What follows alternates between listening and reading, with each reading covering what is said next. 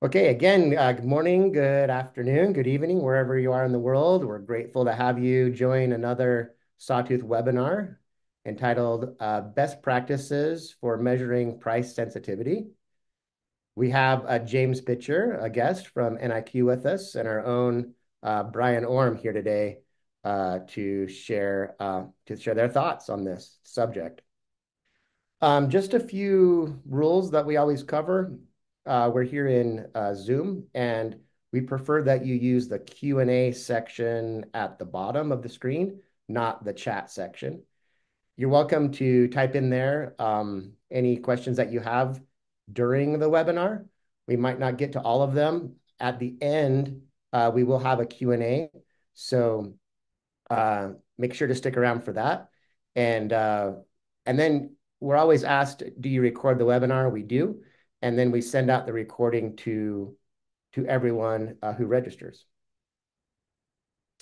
Some upcoming events at Sawtooth here next month in October, 7th through 8th out in London.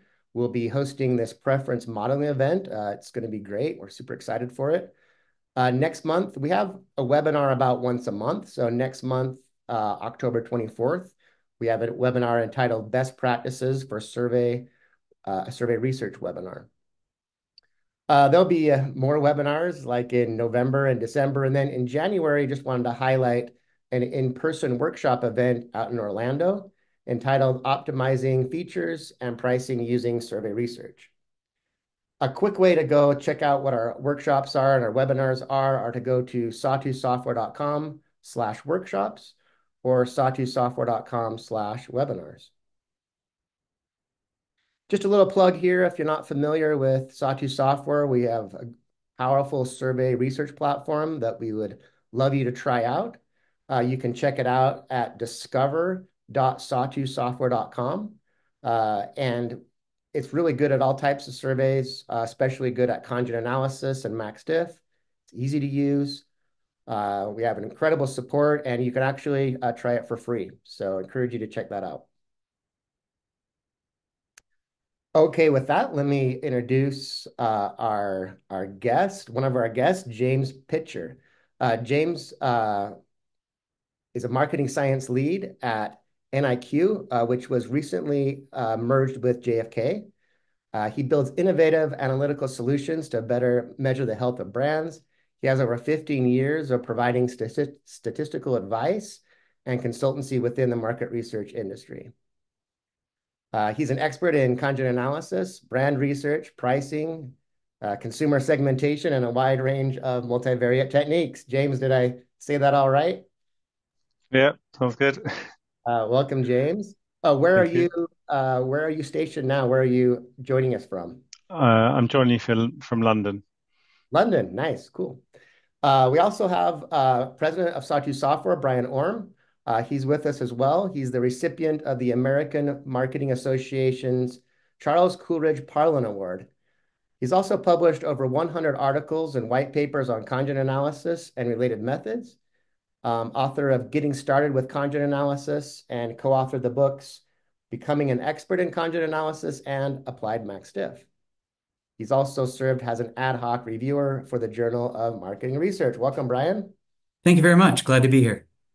So Bryan's joining us from our offices here in Provo, Utah. So with that, James, you can share your screen and take it over.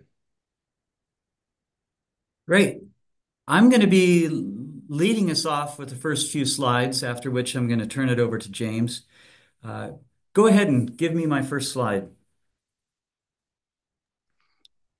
When we think about price sensitivity measurement, we could think about using real sales data, but that's not always available to you, and it sometimes has challenges and is backward looking, as James is going to discuss.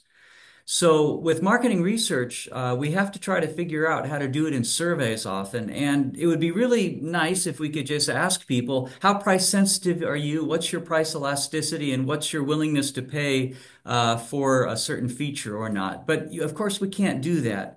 And attempts to do that have largely failed. So what we do is we create a choice experiment. we make it look like the real world. We mimic the purchase process by showing products on the screen that respondents could see in the real world and could potentially choose or not choose. And rather than just showing one of these scenarios, we're going to very carefully vary the features and the prices to see across multiple scenarios where we've carefully varied the prices in an independent way and the features in an independent way so that we can see what's driving people to choose things. And we can create a model, typically a logistic regression model, that allows us to build a what-if simulator and predict what people will do. And this has just worked out really well and has been refined over many years at Sawtooth Software conferences. Next slide, please. Now, you don't have to make it look text-based. If you have some good web development type skills, if you have some knowledge of CSS and HTML and JavaScript, within Sawtooth's platform or another platform, you can make these tasks look very realistic. And this is an example courtesy of one of our customers, Knowledge Excel, that does excellent work in this area of customizing shelf display CBC. Next. So, some of the things that we've learned over the years have become best practices and common knowledge. Typically, with these choice-based conjoint surveys, we're showing from 2 to 4 product concepts on the screen if we're talking about durables or tech products or services, etc. Many respondents are using small devices like cell phones to take surveys, so we have to be cognizant of that and not show them too much at any one time. For CPG type research, where we're showing lots of SKUs, lots of brands on the screen, we often just show them graphically. So we can find that even on a cell phone, we could probably show 12 products at a time, maybe a 4x3 grid of those. And if you can't do that and you really want to show a bigger screen, you might have to request that they use a larger format device to complete the survey, or you might have to invite people into a central site where they sit down to computers with big screens to be able to do so. So if you're worried about mobile screen respondents and about how much information you're showing at a time, and you're doing this CPG type work, another approach that's a little bit more advanced is to show perhaps just 10 to 15 products at a time using an evoked set experimental design and analysis. Ahead of time, you ask people, what brands do you consider, or what package types do you consider, or whatever you need to do to narrow it down to the 10 to 15 products or so that would be in their evoked set. And then you only show them items in their evoked set during the CBC tasks. We do recommend that you include a none alternative, as we tend to prefer the dual response none. That's an approach where you first ask people to pick a product, and then you ask them, given what you know about the marketplace and your budget, would you really buy this or not? Next slide. Prior to showing respondents the choice tasks, you're going to get better pricing information and better preference information if you prime respondents about their past purchase experiences, what they're looking for, how much they care about brand versus price versus innovation, what brand they last purchased, whether they search for deals, if they look at product reviews, etc. This is a good priming task, and you can also use some of these variables as covariates in your HB estimation to slightly improve the models. Then show about 8 to 12 choice tasks to each respondent typically, which only takes about 10 to 20 seconds per scenario to complete. Respondents do these rapidly, and you can do a CBC survey easily within a 10-minute survey because it only takes typically 3 to 5 minutes to do the CBC section. The first 1 to 4 tasks, respondents tend to be warming up and settling into a more consistent strategy. So you'll see that respondents are tending to pay a little bit more attention to brand and a little bit less attention to price in the first few tasks. But after that, they tend to settle into a more realistic strategy, we think, that would more reflect what they're doing in the real world. Next. Make sure to clean out your bad respondents when doing pricing research. We regularly see 20 to 50% of respondents who are bad actors. They're random, because they just are not committing enough mental effort. You're catching them in a moment where they're just wanting to go fast. Respondents have good days and bad days, and sometimes you catch them on a bad day. But sometimes they're really bad actors. They're bots, they're cheaters, etc. And if you don't clean out your bad respondents, you're going to get inflated willingness to pay. Your price sensitivity will be too low. It's going to be very problematic to do good pricing research. And don't just use one method to detect whether a person's bad. I'd recommend multiple methods and kind of take a look at multiple strikes to indicate that a person should be kicked out of a survey. We've got this fit statistic from hierarchical Bayesian estimation for CBC or for MaxDiff. It's called the root likelihood, or the RLH, and we have white papers about the threshold for the fit statistic that's good enough or not for your study. Write me if you don't already know about those things. I'll be glad to share that information with you. Think about trap questions, honeypot questions, open-ended questions that you look at the quality of the response and whether it looks like it's a bot answering you or a real human answering you.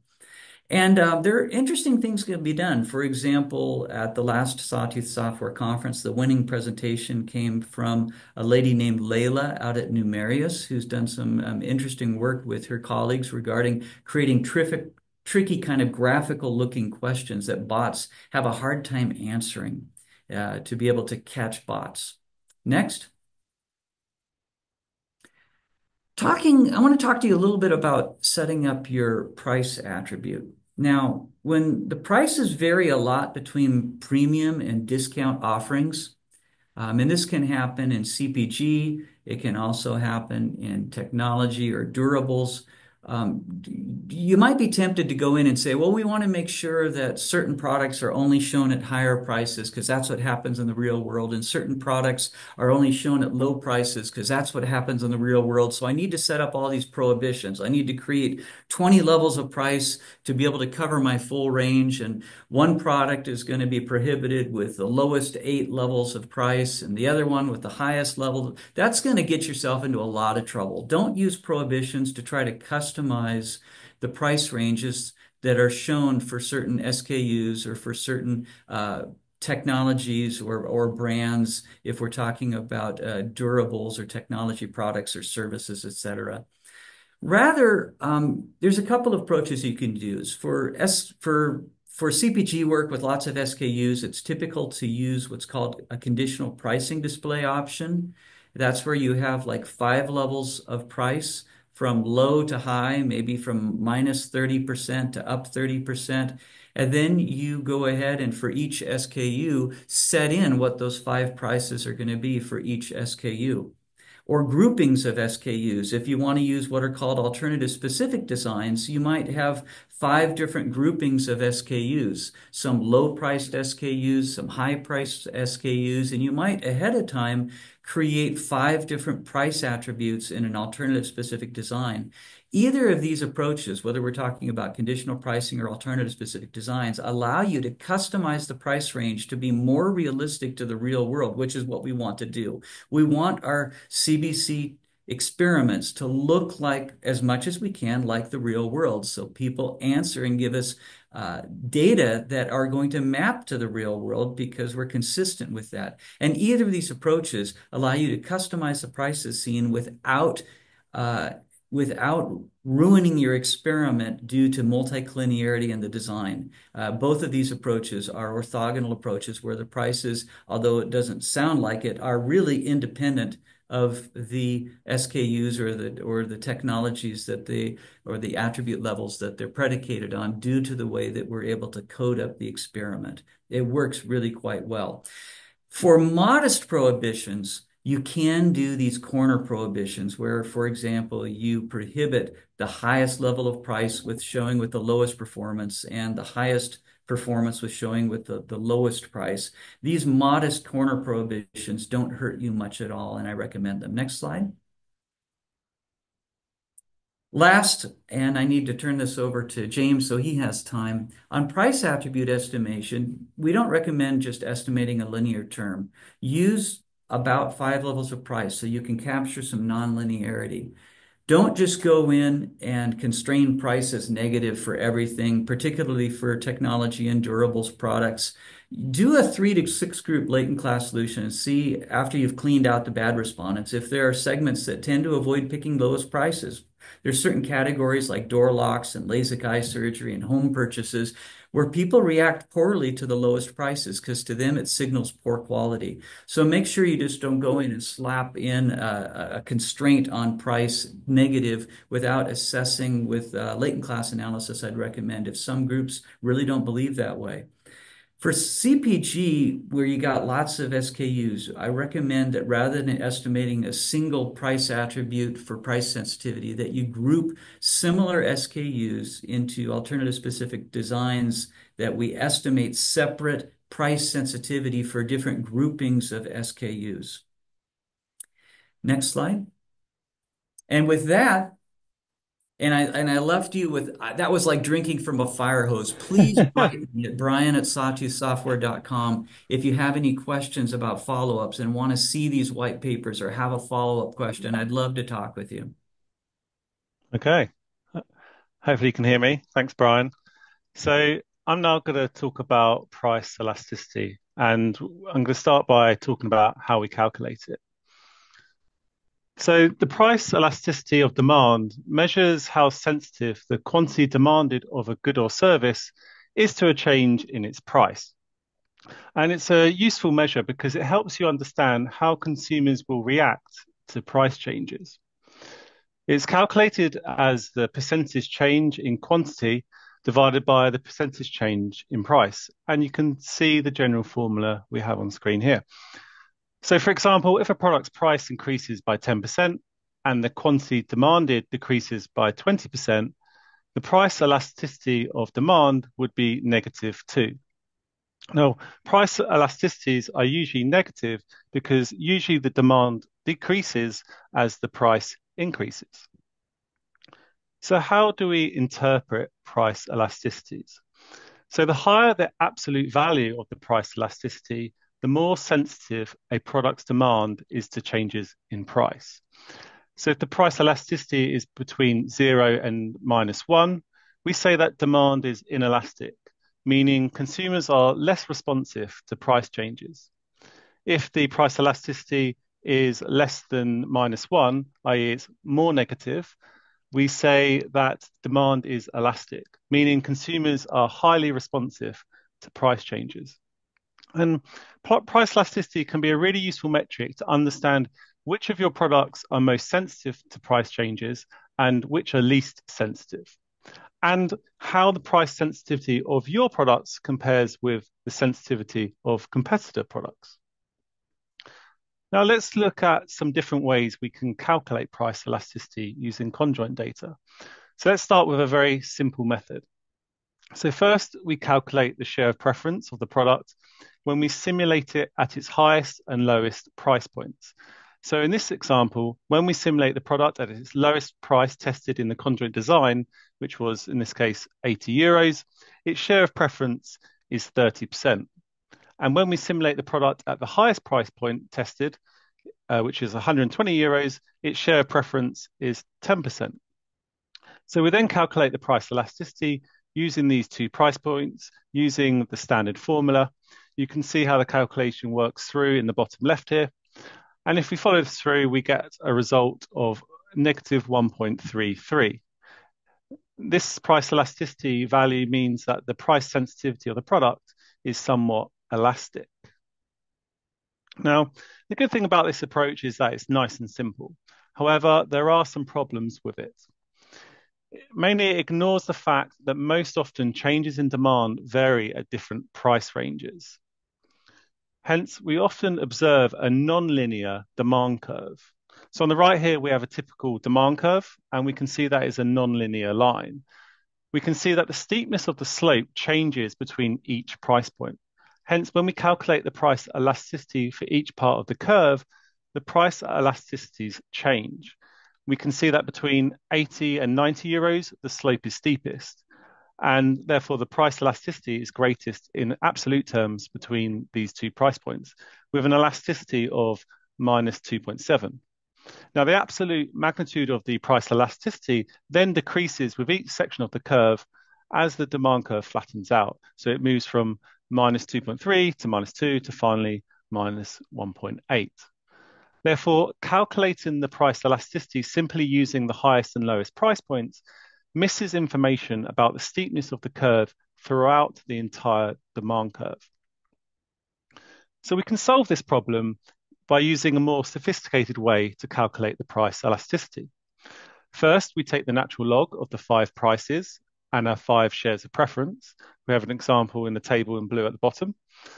We then find the slope of the linear regression line that runs through these 5 points. So on the right here, we have plotted our 5 log prices versus our 5 log shares of preference and drawn the linear regression line that runs through these 5 points. And if we calculate the equation of this line, we see that the gradient of the slope is minus 2.7.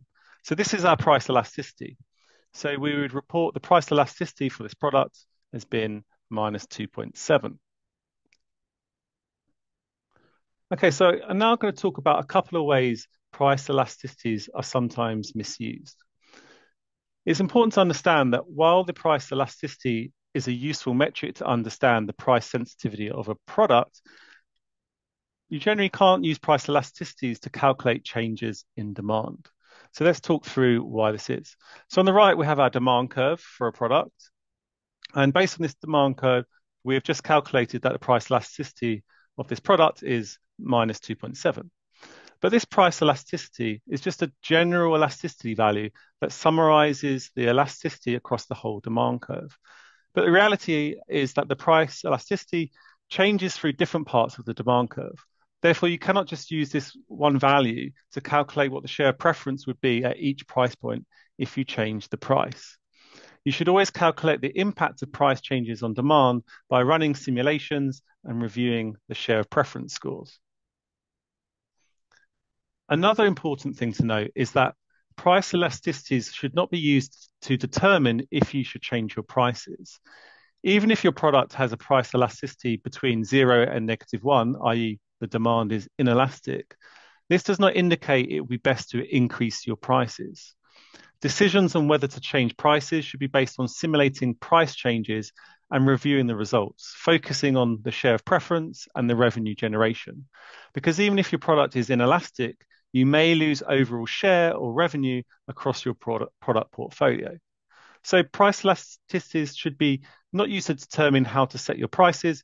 They should just only be used as a descriptive measure to compare price sensitivities across products and brands. Okay, so now let's move to looking at some tips for obtaining accurate price elasticities. We'll look at some best practices and some common mistakes to avoid. So the first thing is that price elasticity is influenced by the competitive context. So as we've just discussed, the price elasticity measures the extent to which the demand of a product changes upon a change in its price. Usually when the demand of a product changes, it means that some of those consumers are switching to and from alternative products.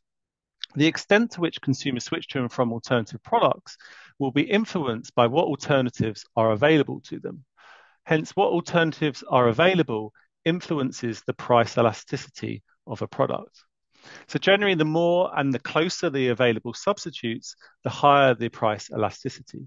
The more alternatives that are similar and that are available to me, the easier it is for me to switch when the product increases its prices, and hence the greater absolute price elasticity, i.e. the more price elastic the product is.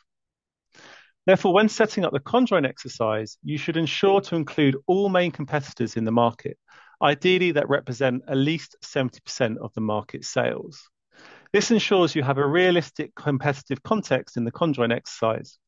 And then in the analysis phase, when calculating price elasticity of a product, do so in the context of a meaningful competitive scenario. Now, usually this is the current market scenario, which best represents the current market that exists in the real world.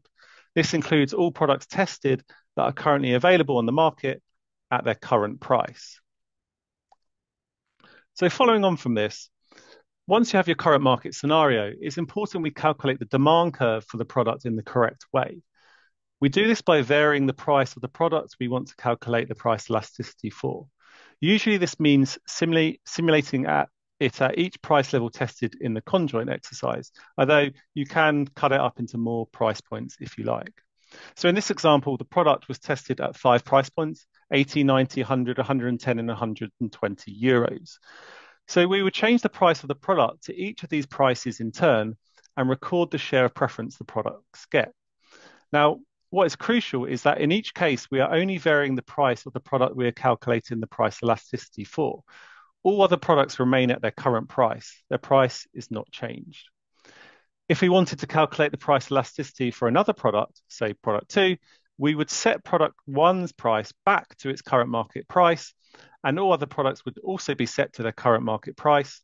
And then we would only vary the price of product 2 and record its share preference at each price point.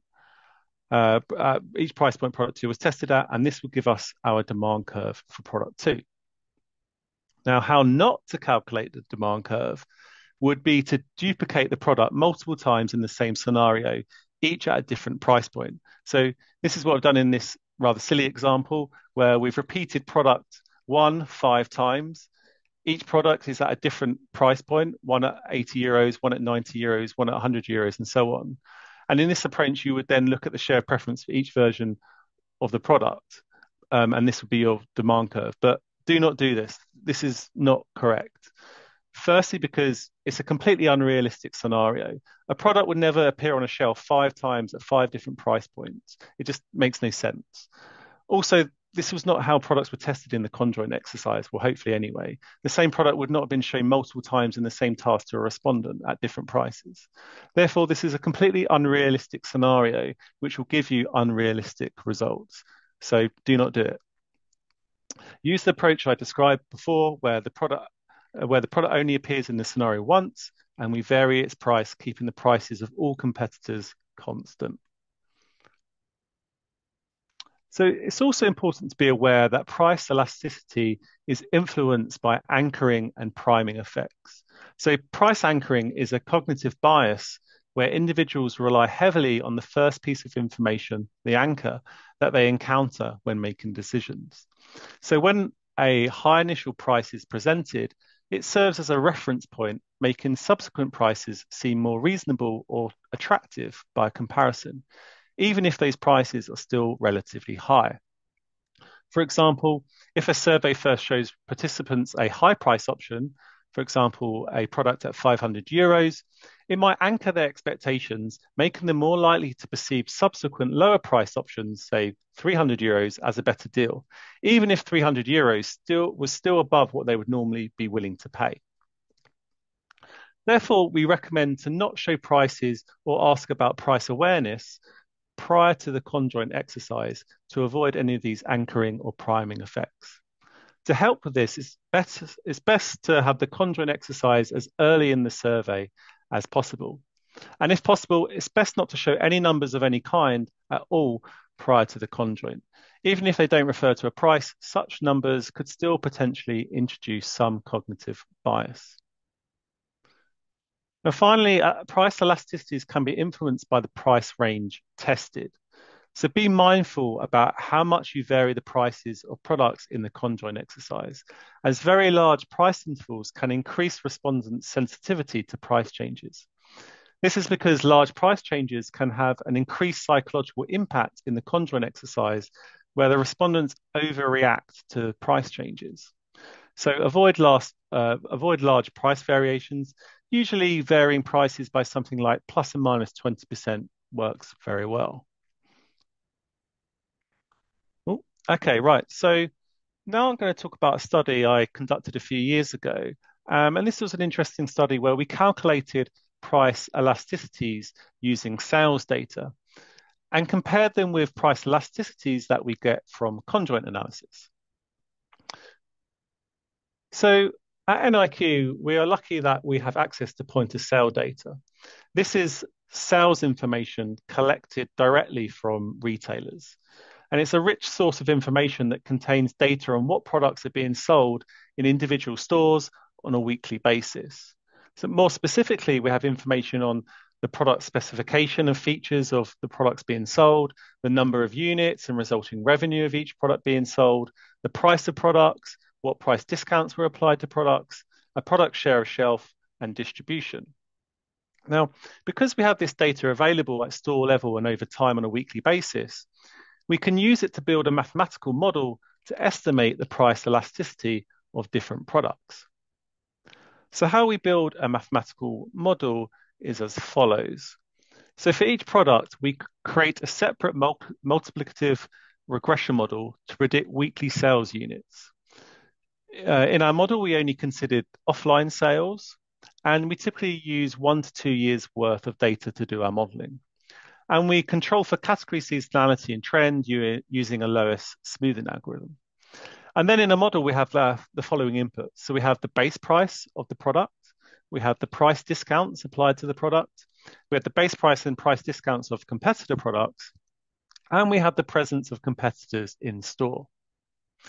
Now, prior to modeling, sales units and prices are log transformed. And because we've applied this log transformation, the coefficient we get in our model represents the product's base price in the model. And this can be used as, the base price that we have in the regression model represents the elasticity of the product. So note we need to build a separate regression model for each product that we want to calculate the price elasticity for. So here we have the results. And let's first look at the left-hand side. So in total, we compared the price elasticity of 38 products across 7 technology categories. So you can see the categories listed here. They included laptops, steam irons, and TVs. And for each category, we've averaged the price elasticities for the products in that category. Now, the numbers on the left in brackets show how many products we have in each category. So the bars in orange, they show the average price elasticity scores for our sales data model. And the bars in blue show the average price elasticity scores for our conjoint model. And we can clearly see that the price elasticities that we get from the conjoint are much higher in magnitude than what we get from the sales model. The price elasticities from the sales model are actually very low, whereas the conjoint elasticities are greater than 1 in absolute terms for each category, indicating demand is generally elastic in these categories. Now let's look at the right-hand side of the chart. Here we have correlated the price elasticities we get from the sales model with the price elasticities we get from the conjoint for each of the 38 products. We can see visually there is no correlation between the two. When we calculate a correlation coefficient, we get a correlation of just 0.1. Therefore, the price elasticities obtained from each method not only differ in magnitude, but also the relative difference in price sensitivity across the products differs as well. So basically, they give us quite different results. Okay, so let's look at some potential reasons for differences in the price elasticities across the two methods. So the first reason is a lack of comparability across the methods. So we aren't always exactly comparing apples with apples. Now, it's important to mention that when we set the conjoint exercise up, we weren't comparing the conjoint model. We were comparing the conjoint model and the sales model in various different ways. So it wasn't like we set up the conjoint specifically to try obtain price elasticities that would match as closely as possible the elasticities we get from the sales model. So in a conjoint exercise, we actually tested a much wider range of prices compared to the narrow price range observed in the sales model. In the sales data, we observed that the prices of most products don't actually change very much at all over a 1 to 2 year period. Now, note this study was conducted in 2019 when inflation wasn't so high. So it's important to note that the price elasticities that we get from our sales model only represent the price sensitivity within a very narrow price range. Now, in contrast, the price variations tested in the conjoint were much larger. Although we compared the elasticities of the products in the conjoint by simulating price changes within the same range as we observed in the sales data, the fact that the larger price changes in the conjoint were tested would have triggered larger switching responses and hence increasing the price sensitivity. Furthermore, the conjoint has less accuracy between such a narrow price range, as it wasn't designed with this in mind. It was designed to cover a wide range of price ranges. So this is one reason why the conjoint price elasticities might be higher. Another reason is that the conjoint consisted of multiple attributes, meaning the conjoint cannot perfectly represent the products present in the sales model. For example, a particular TV might have had a screen size of 57 inch, but in the conjoint exercise, we tested levels that were 55 inch and 60 inch. Most products were not able to be perfectly specified because we had a limitation in the number of attributes and levels we could specify in the conjoint exercise. So as I said, the conjoint exercise wasn't set up specifically to try obtain the price elasticities that would match as closely as possible the elasticities from the sales model. A better approach may have been to use a skew price conjoint where we test the exact same products present in the sales model and test them in the conjoint using the same price variations we observe in our sales model.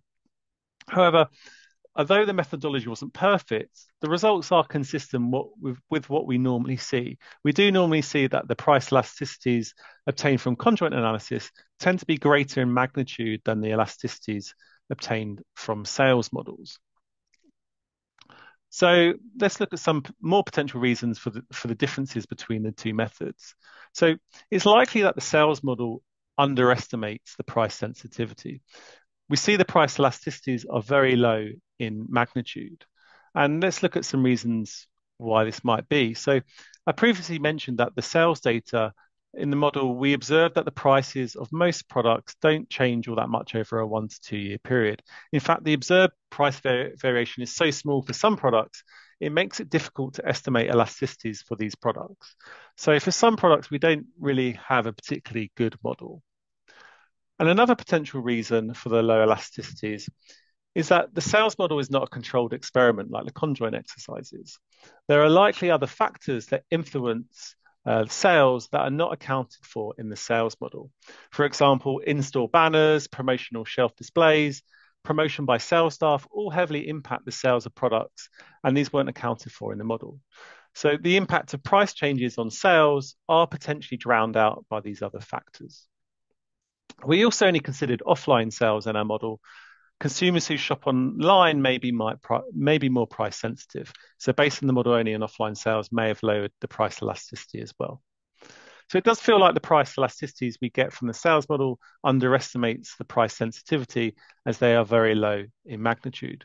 But it is also important to remember that the price elasticities are only represent the price sensitivity within a very narrow price range that we observed on the market. So whereas we think that the sales model might underestimate price sensitivities, it's likely that the conjoint model overestimates price sensitivity. And let's look at some reasons why. So the first reason is that conjoint makes respondents fully aware of all prices. But in reality, maybe consumers don't shop around much, or maybe when price changes occur in store, people simply don't notice them. Even if they do notice price differences, in reality, switching to buying a different product will be more difficult than simply clicking on another product presented in a conjoint exercise. Another reason is that conjoint analysis assumes all products are always available. However, in reality, only a subset of products are available in each individual store. There are therefore fewer alternatives for consumers to switch to when in store. And finally, conjoint misses external factors such as in-store promotions, sales staff, positioning on the shelf, which all affect the purchase decision, making consumers less sensitive to price when in store. So, for example, a consumer may buy a more expensive product than they were intending to because it was easily noticed on the shelf or a member of staff recommended it to them. So in conclusion, here's how I would summarize the differences between the methods. Conjoint measures the theoretical price sensitivity outside the in-store boundaries. So you can kind of think of it of a kind of pure price elasticity in a perfect world. But in contrast, sales models measure the in-store price elasticities, which are affected by the in-store environment. The pure price elasticity as measured in the conjoint becomes corrupted and seemingly lowered by what happens in store. So bearing all this in mind, here are some recommendations on when to use each approach. So sales data can be useful in modeling the impact of small, short-term tactical price changes. We've seen sales data only allows you to model price changes within a very narrow price change. And it can be useful to know, but it can be useful to know how to tweak your prices in the short term from week to week. And this can be done on a constant ongoing basis by refreshing the model continuously. However, conjoint analysis should be used in the following circumstances. When you want to test the impact of a long-term price change that are greater than what has previously been observed in the market. Sales data does not allow you to see what happens when a significant price change is made. And these price changes tend to be more of a long-term change, and conjoint, which provides a more pure measure of price sensitivity, which has not been influenced by the short-term in-store activities, is likely a better approach. Conjoint also has the added benefits of being able to do the following. It can test prices of new products and that have not launched yet in the market. We can calculate willingness to pay of a product or product feature. And we can also understand the price sensitivity of different customer groups. So although modeling using sales data does have its uses, it's unlikely to replace much of the pricing work that you're already doing using conjoint analysis. Okay. I'm now going to switch gears a little bit and talk about how we can use conjoint analysis in brand health tracking. And more specifically, how we can use conjoint analysis to measure price elasticity to give us a better measure of brand health. So let's start by thinking about how brands generate revenue. How much revenue a brand generates is a function of two things: how much they sell, the volume, and how much each item they sell costs, the price. Therefore, to measure a brand's health, we want to measure a brand's ability to do these two things. We want to measure brand preference, how many people prefer the brand, and brand premium, how much people are willing to pay for the brand. And then we can combine these two measures of brand preference and brand premium into one overall measure of brand strength. Now, unfortunately, there are problems with traditional stated measures in measuring these two dimensions of brand choice and brand premium. We usually see that stated measures of brand preference do not align closely with market sales. And this is problematic as brand managers want metrics that link to their market reality. Also, stated measures of brand premium are often highly correlated with stated preference. So therefore, they're of little value because you aren't really measuring brand premium, you're just measuring brand preference again. This is where conjoint can help us, as it can provide superior measures of brand preference using the share of preference and brand premium based on the price elasticity of brands. So we asked respondents to complete a simple brand price conjoint exercise. Respondents are asked to think about a standard product within the category and are shown brands at varying prices and asked which brand they would buy. For example, for TVs, we'd ask, imagine you were to buy a standard 49 to 55-inch UHD TV. If these were the only available options, which of the following products would you buy? And we've done a lot of validation of conjoint shares of preference versus stated preference. And we see that conjoint share of preference is a superior measure for the following reasons. So firstly, we see that conjoint share of preference come closer to market shares of volume. Real world market shares, the conjoint comes closer than stated measures. Also, conjoint share of preference are more stable over time. They better capture the long-term trend in sales. They reflect better the probabilistic nature of buying behavior, i.e. it's rarely someone will have 100% preference for a product. And in conjoint, we obviously measure the extent to which people prefer each brand. And it provides richer data for brands regardless of their base size. And it's not prone to scale use bias, so we can use it for cross-cultural comparisons. We also see that the brand premium that we get from conjoint price elasticities is a superior measure to stated measures of premium. We see that while traditional stated measures of brand premium tend to be highly correlated with stated preference, conjoint brand premium scores are less correlated with preferences. In fact, brands can have a high brand strength even if they aren't widely appealing, if they have a high brand premium. And this will be the strategy for some brands. However, we do generally see the strongest brands tend to have both a high preference and a high premium. Now, it may sound obvious, but to increase your brand premium, you need to lower your price elasticity. So before you can raise your prices, you first need to make consumers less sensitive to price changes. And we can use key drivers analysis to see how you can lower your price elasticity and increase your brand premium. We often see that the key drivers of brand premium are different from the drivers of preference. So brand preference is determined by a brand's ability to meet the category's core functional needs. So, for example, providing good quality products that you can trust at an affordable price.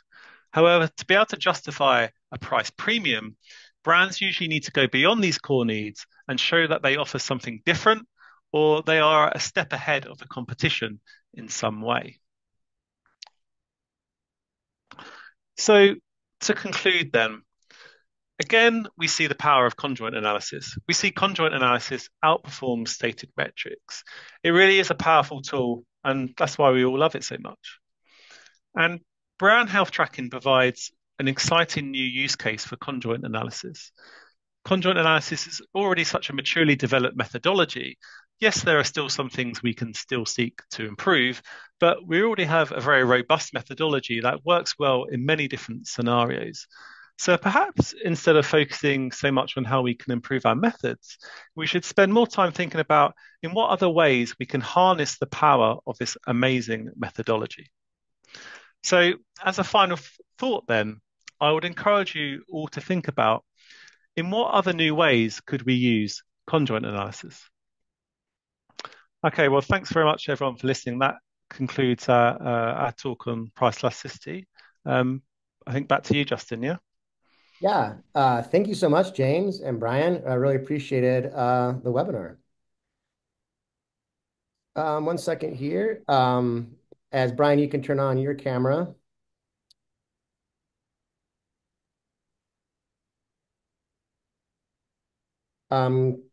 Just wanted to touch base again, if you missed it at the beginning, some upcoming events. We have a great event over in London where James is at. October 7th through 8th, preference modeling event. I encourage you to check that out.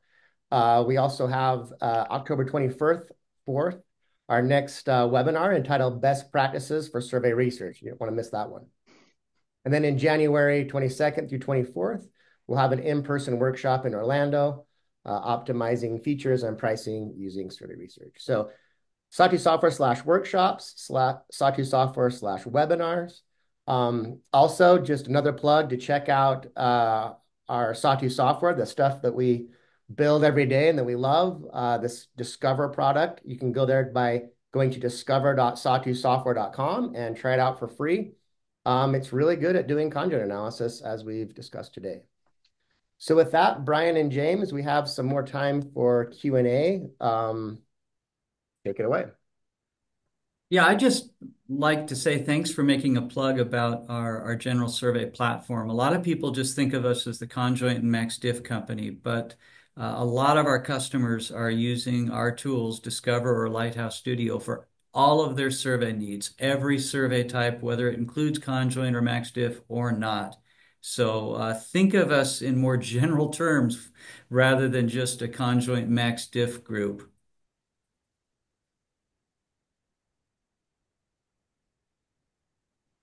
Bryan, would you like to read through some of these Q&A? Okay, yeah, I can go through them, and I'll play questioner and then put James on the spot and see what he thinks. One person was kind of surprised when we talked about showing more than 12 products at a time on the screen, and they thought the recommendation was never to show more than 5 products on the screen in a CBC. So I wanted to know your experience on that. What kind of limitations are there and what they should worry about? Yeah, so I think you need to consider how much information you need to show in each product concept, right? So normally when we're saying, show 3 or 4 or maybe even 5 concepts per screen, we're generally talking about where you've got multiple attributes and you're having to show lots of information on screen for each concept. But if you're doing normally within CPG, you tend to just test the price, the product as a whole. So you might have the SKU, so the product, you might have the pack shot of the product, and you might have the price of the product, and maybe you have a promotion. So you show less information per concept. So that's what allows you to show more concepts on screen. And when you're doing it in CPG, normally, there's a lot of products that exist on the market, so you need to be able to cover quite a lot of products in your conjoint exercise. So this is to get enough information on each of the products. This is where you need to start showing more products screen. And typically we would show say up to 12. I have shown up to say 15 in the past. So it's kind of you kind of just need to worry about how much information you show on the screen to respondent. What you can do is what Bryan mentioned in his part was you can use an evoked set as well to narrow down the number of products that you're tested in the conjoint. So if you've got a large number of products in your design, you don't have to show them all to every respondent.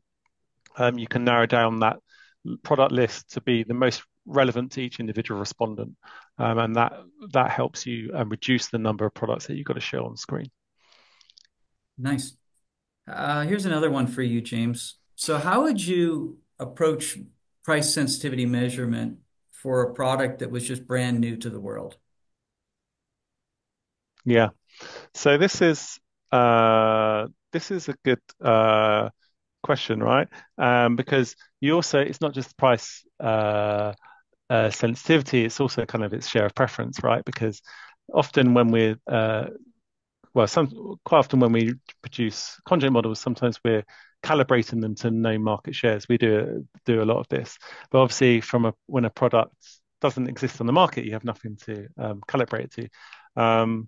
We do have some kind of ways we think about this, where you might borrow the coefficients the adjustments you do. You might find similar products to the new product that's launched, and you might apply similar adjustments to the utilities, and perhaps that is an approach you could take with the price elasticity. But I have to say, generally, I'm not messing about with changing price elasticities for the reason that, well, you don't really know what you should be changing it to, right? They don't really have an answer. And one thing you should be careful about when calibrating your models is you don't destroy the price elasticity of your models, because sometimes if you apply a very large adjustment weight to bring the preference share in line with the real world market shares, that can really flatten your price curve. So you have to be a bit careful there as well. Yeah, I'd also just say that if it's a brand new product category that's being created and there's just no corollary, there's no parallel, there's really no competitors because it's a brand new product in a new category to the world. You might think about some earlier work that you do involving something like Van Westendorp, where you ask people about what kind of expected price range that they even think this new product category would play in. And then after you've learned some more about that, then you can go into conjoint techniques. That's for truly brand new to the world products, which don't come around very often. Other ones we typically there's enough competitive offerings that serve a similar need that you can slot them within a CBC, and people can trade them off versus other things that they can do, including the none option. I wouldn't buy any of these and figure out price sensitivity.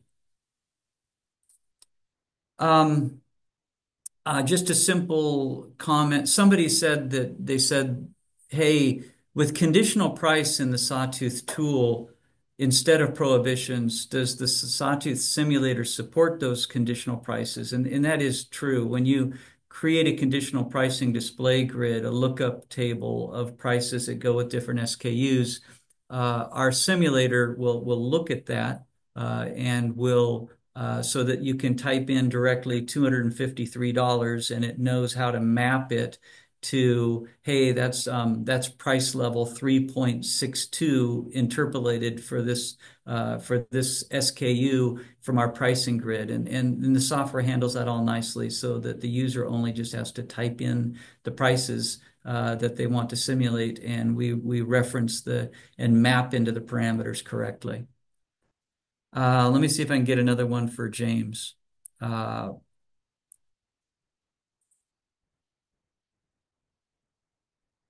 Okay, this is one that James, with his with his experience doing studies across lots of different countries, I'm sure he has a good answer to this one. I'm putting him on the spot here. A person writes, how would you handle only showing certain prices in certain markets? For example, a multi-country study where certain high or low prices are only available or occurring in certain markets. So do we mean testing different prices in different markets? Do we I mean think so, and because price variations, that in some countries the prices might vary more than others.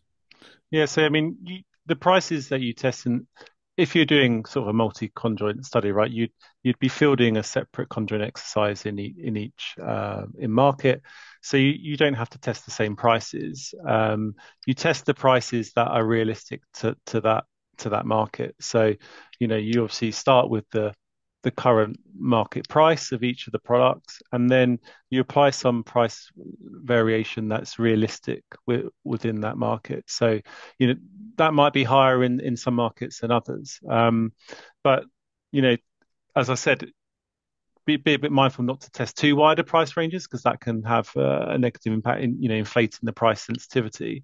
So try and keep the price ranges to a realistic a realistic range. I said, normally, typically we find like plus or minus 20% works well, but that's not a hard and fast rule. Sometimes you might use lower, sometimes you might use higher. Um, I mean, sometimes when the price is very cheap, the actual price change in percentage terms can be a lot higher. I don't know if does that answer, Bryan? You got any thoughts? Sure. And thank you for that. Let me tackle this next one. Uh, this person writes, clearly the demand curve would assume 100% awareness and 100% distribution. How would you account for the overestimation in the share of preference in CBC? Let me take a shot at it, and then James can also address that.